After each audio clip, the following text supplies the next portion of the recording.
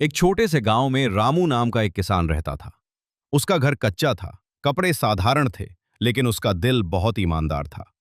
वो रोज सूरज निकलने से पहले उठकर अपने खेतों में मेहनत करता था। गांव के लोग कहते थे, अगर सच्चाई देखनी हो तो रामू को देखो। एक दिन खेत जोतते समय उसके हल से कुछ टकराया। उसने मिट्टी हटाई तो एक पुराना लोहे का बक्सा मिला। बक्सा खोलते ही उसकी आंखें चमक उठी। अंदर सोने के सिक्के और गहने भरे थे।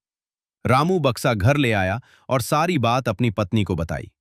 ये सुनते ही उसकी पत्नी घबरा गई और बोली, इतना बड़ा खजाना मिला है, इसे किसी को मत देना, इससे हमारे बच्चों का भविष्य बदल सकता है। रामू चुप हो गया।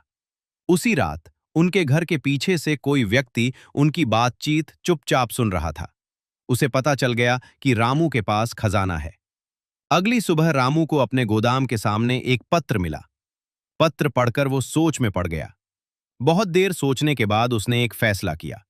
वो खजाना लेकर सीधे सरपंच के पास गया और सारी सच्चाई बता दी। जांच के बाद खजाना उसके असली मालिक को लौटा दिया गया। जब रामू घर लौटा तो उसकी पत्नी ने नाराज होकर पूछा, तुमने सारा खजाना वापस क्यों कर दिया?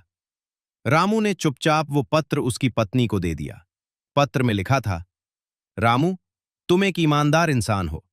अगर आज इस खजाने के लिए अपनी ईमानदारी खो दोगे तो जिंदगी भर के लिए अपनी सच्चाई खो बैठोगे। खजाना चला जाएगा, लेकिन ईमानदारी चली गई तो सब कुछ चला जाएगा। पत्र पढ़ते ही उसकी पत्नी की आंखों में आंसू आ गए। उसे अपने शब्दों पर पछतावा हुआ। रामू सोचने लगा कि ये पत्र किसने लिखा होगा। उसने पत्र को फिर से ध्यान से पढ़ा।